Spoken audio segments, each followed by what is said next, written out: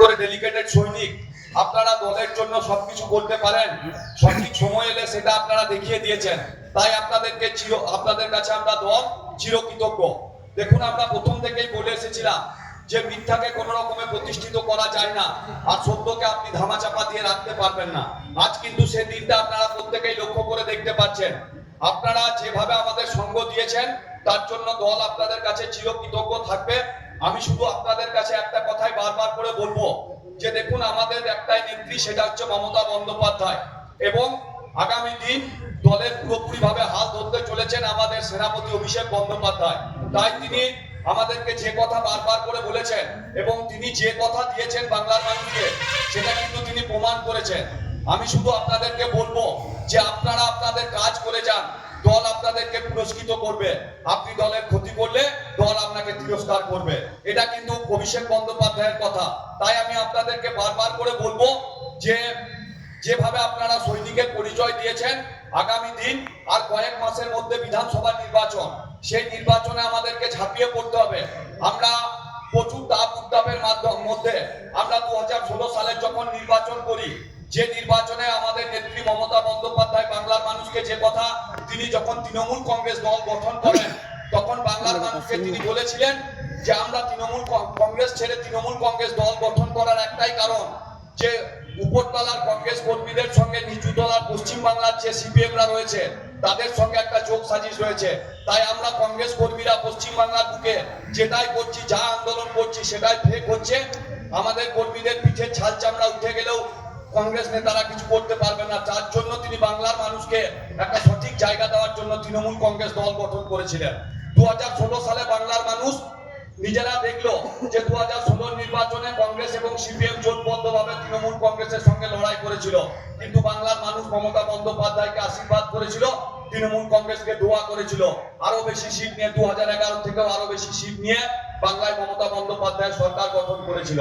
2021 নির্বাচন আপনারা দেখেছিলেন, বিজেপির বড় বড় নেতা মন্ত্রী, প্রধানমন্ত্রী, স্বরাষ্ট্রমন্ত্রী যোগী আদিত্যনাথ, জেপি নাড্ডা থেকে আরম্ভ করে এমন কোনো বিজেপির নেতা মন্ত্রী ছিল না বাংলার বুকে এসে বাংলার নেতা মন্ত্রীদের নামে কুৎসা, আমার নেত্রীর নামে কুৎসা করেনি। কিন্তু বাংলার মানুষ মমতা বন্দ্যোপাধ্যায়কে বলেছিল, দিদি ওরা যা বলছে বলুক, আমরা আপনার পাশে আছি। 2021 নির্বাচনেও বাংলার মানুষ মমতা বন্দ্যোপাধ্যায়কে সমর্থন করেছিল, মমতা বন্দ্যোপাধ্যায়কে বিশ্বাস করেছিল। তাই আমরা বারবার করে আপনাদেরকে বলবো যে যারা এলাকাতে ভুল বুঝিয়ে মানুষকে একটা সংঘবদ্ধ ব্লক ভুল বুঝিয়ে একটা জায়গা তৈরি করেছিল এবং এই ব্লকটাকে ভেঙে দেওয়ার চক্রান্ত করেছিল, আপনাদের সাহসিকতার জন্য, আপনারা যে রাজনৈতিক সচেতনতার পরিচয় দিয়েছেন, তার জন্য আমরা এই ব্লকটাকে আবার সঠিক একটা জায়গায় টিকিয়ে রেখেছি। আপনারা নুরুল ইসলামকে টিকিয়ে রেখেছেন, আপনারা রাজু মুখার্জিকে টিকিয়ে রেখেছেন, আপনারা মমতা বন্দ্যোপাধ্যায় সৈনিক হিসাবে তৃণমূল কংগ্রেসের পতাকাকে আরো অনেক বেশি উঁচুতে নিয়ে গেছেন। তার জন্য আপনাদেরকে আরো একবার নতমস্তকে করজোড়ে সালাম জানাই, প্রণাম জানাই। এইভাবে আমাদের পাশে থাকবেন, নেত্রীর পাশে থাকবেন। দেখুন, একমাত্র একটাই দল বাংলার বুকে, একটাই দল, যে দল পশ্চিম বাংলার বুকে সাম্প্রদায়িক সম্প্রীতিকে বজায় রেখেছে। বিজেপি হচ্ছে একটা সাম্প্রদায়িক দল, যে দল হিন্দু মুসলিমের মধ্যে একটা অশান্তি লাগিয়ে দেওয়ার চেষ্টা করছে। আমরা হিন্দু মুসলিম ভাই ভাই এই বাংলার বুকে খুব ভালো আছি।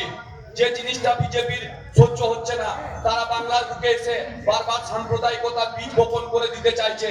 কিন্তু আমি ধন্যবাদ জানাই বাংলার মানুষকে, আমি ধন্যবাদ জানাই আমার নেত্রীকে, যে বাংলার মানুষকে এক জায়গায় একসঙ্গে করে রেখেছে।